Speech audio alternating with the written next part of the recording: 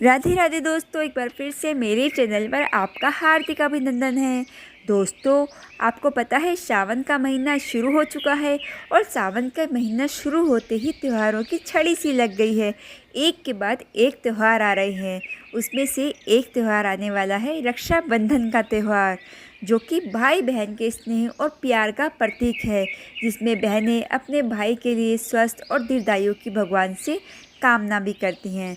दोस्तों, क्या आप जानते हैं रक्षाबंधन मनाने की शुरुआत कलयुग नहीं बल्कि पौराणिक काल से ही हो चुकी है। ऐसी मान्यता है कि सबसे पहले सतयुग से इस पर्व की शुरुआत हुई और माँ लक्ष्मी ने राजा बलि को रक्षा सूत्र बांधकर इस परंपरा का शुभारंभ किया था।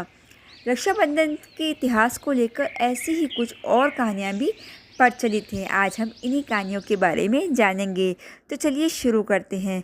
सबसे पहले राजा बलि को माँ लक्ष्मी ने जब बांधी थी राखी। राजा बलि का दान धर्म इतिहास में सबसे ज़्यादा प्रख्यात है। एक बार माँ लक्ष्मी ने राजा बलि को राखी बांधकर बदले में उनसे भगवान विष्णु को मांगा था। कहानी इस तरह है कि एक बार राजा बलि ने यज्ञ का आयोजन किया। तब उनकी परीक्षा लेने के लिए भगवान विष्णु वामन अवतार लेकर आए और दानवीर राजा बलि से 3 पग भूमि मांग ली। बलि ने कहा हाँ कह दिया तो वामन अवतार ने 2 पग में ही सारी धरती और आकाश नाप लिया। राजा बलि समझ गए कि भगवान विष्णु स्वयं उनकी परीक्षा ले रहे हैं। तीसरा पग रखने के लिए उन्होंने भगवान के सामने अपना सिर आगे कर दिया। फिर उन्होंने भगवान से याचना की, अब तो मेरा सब कुछ चला ही गया प्रभु, आप मेरी विनती स्वीकार करें और मेरे साथ पाताल में चलकर रहें। भगवान को भी भक्त की बात माननी पड़ी और विष्णु जी बैकुंठ छोड़कर पाताल चले गए। जब देवी लक्ष्मी को यह पता चला तो वह गरीब महिला का रूप धरकर बलि के पास पहुंची और राजा बलि को राखी बांध दी। बलि ने कहा कि मेरे पास तो आपको देने के लिए कुछ भी नहीं है। इस पर देवी लक्ष्मी अपने रूप में आ गई और बोले कि आपके पास तो साक्षात श्री हरि हैं और मुझे वही चाहिए। इस पर बलि ने भगवान विष्णु से माता लक्ष्मी के साथ जाने की विनती की।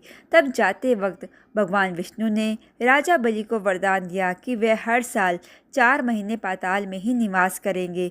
यह 4 महीने चतुर्मास के रूप में जाने जाते हैं। दोस्तों, इससे जुड़ी एक और कहानी है। द्रौपदी ने जब कृष्ण जी को राखी बांधी थी, जब युधिष्ठिर इंद्रप्रस्थ में राजसूय यज्ञ कर रहे थे, उस समय सभा में शिशुपाल भी मौजूद था। शिशुपाल ने भगवान श्री कृष्ण का अपमान किया तो श्री कृष्ण ने अपने सुदर्शन चक्र से उसका वध कर दिया। लौटते वक्त सुदर्शन चक्र से कृष्ण की छोटी उंगली घायल हो गई और रक्त बहने लगा। तब द्रौपदी ने अपनी साड़ी का पल्लू फाड़कर श्री कृष्ण की उंगली पर लपेट दिया। तब श्री कृष्ण ने द्रौपदी को वचन दिया कि वह इस रक्षा सूत्र का वचन निभाएंगे। इसके बाद जब कौरवों ने द्रौपदी का चीरहरण किया तो श्री कृष्ण ने चीर बढ़ाकर द्रौपदी की लाज रखी और मान्यता है कि जिस दिन द्रौपदी ने श्री कृष्ण की उंगली पर साड़ी का पल्लू बांधा था वह सावन पूर्णिमा ही थी। दोस्तों, इससे जुड़ी एक और कहानी है। कलयुग में हुमायूं और कर्णावती ने रक्षाबंधन को बनाया था जब लोकप्रिय मध्यकालीन भारत में यह पर्व समाज के हर हिस्से में मनाया जाने लगा। इसका श्रेय जाता है रानी कर्णावती को। उस वक्त चारों ओर एक दूसरे का राज्य हथियाने के लिए मार काट चल रही थी। मेवाड़ पर महाराज की विधवा रानी कर्णावती राजगद्दी पर बैठी थी। गुजरात का सुल्तान बहादुर शाह उनके राज्य पर नजरें गड़ाए बैठा था। तब रानी ने हुमायूं को भाई बनाकर राखी भेजी।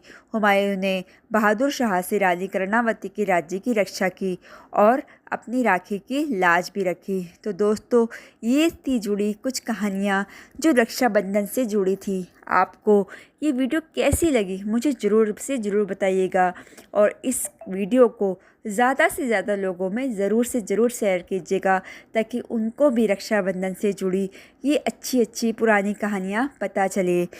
तो दोस्तों, मेरे चैनल को सब्सक्राइब कर लीजिएगा और इस वीडियो को लाइक करना बिल्कुल मत भूलिएगा। राधे राधे।